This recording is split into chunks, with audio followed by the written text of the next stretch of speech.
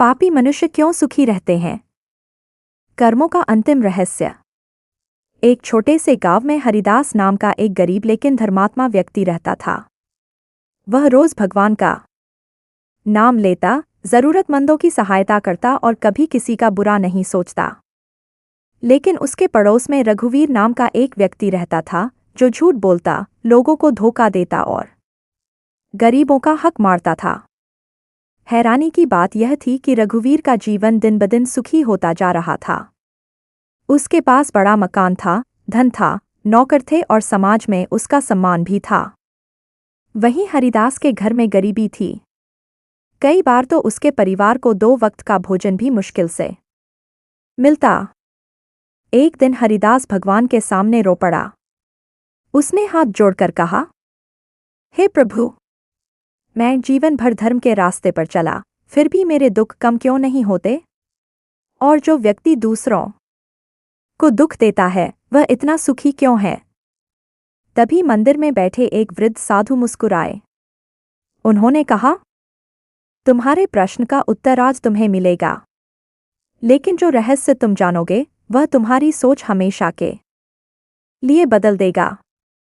साधु ने हरिदास से कहा, कल सुबह रघुवीर के घर जाना और उससे उसकी सबसे कीमती चीज मांग लेना। हरिदास को बात समझ नहीं आई। अगली सुबह वह रघुवीर के घर पहुंचा। रघुवीर ने घमंड से पूछा, क्या चाहिए?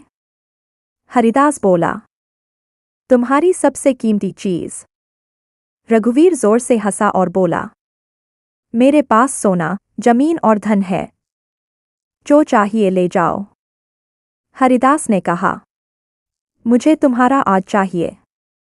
रघुवीर का चेहरा अचानक उतर गया। उसे कुछ समझ नहीं आया। उसी रात रघुवीर को भयंकर सपना आया।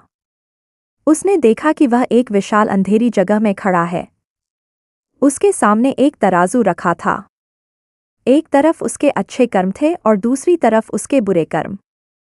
बुरे कर्मों वाला पल्ला इतना भारी था कि जमीन तक कांपने लगी। तभी एक आवाज आई, तुम्हें तुम्हारे कर्मों का फल मिलना शुरू हो चुका है। रघुवीर घबराकर चिल्लाया, लेकिन मैं तो अभी सुखी हूं। आवाज आई, सुखी नहीं, तुम्हें केवल तुम्हारे पुराने पुण्य का बचा हुआ फल मिल रहा है। रघुवीर की आंख खुल गई। उसका पूरा शरीर पसीने से भीगा हुआ था। अगले दिन वह उसी साधु के पास पहुंचा और बोला, महाराज, यदि मैं पाप कर रहा हूं तो मुझे दंड क्यों नहीं मिल रहा?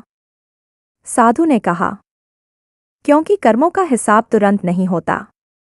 मनुष्य के पुराने पुण्य पहले फल दे सकते हैं, इसलिए कभी कभी पापी व्यक्ति भी धन, सुख और सम्मान पाता दिखाई देता है, लेकिन उसके वर्तमान पाप भी समाप्त नहीं होते।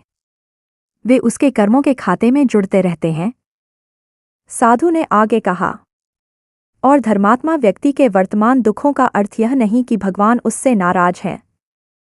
कई बार वह पुराने कर्मों का ऋण चुका रहा होता है, जबकि उसके अच्छे कर्म भविष्य के सुख का बीज बन रहे होते हैं। हरिदास की आंखों से आंसू निकल आए। अब उसे समझ आ चुका था कि दिखाई देने वाला सुख ही अंतिम सत्य नहीं है। एल हरिदास ने उसी दिन से शिकायत करना छोड़ दिया। वह पहले की तरह भगवान का नाम लेने लगा, जरूरतमंदों की सहायता करने लगा और अपने कर्मों पर ध्यान देने लगा।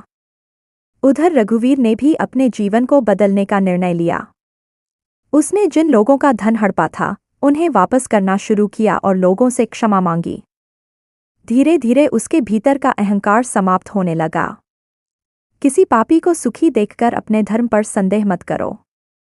कर्मों का फल कभी तुरंत मिलता है, कभी देर से। भगवान के न्याय में देर हो सकती है, लेकिन अंधेर नहीं। इसलिए दूसरों के जीवन से अपनी तुलना करने के बजाय अपने कर्मों को शुद्ध रखिए, क्योंकि आज का कर्म ही कल का भाग्य बनाता है।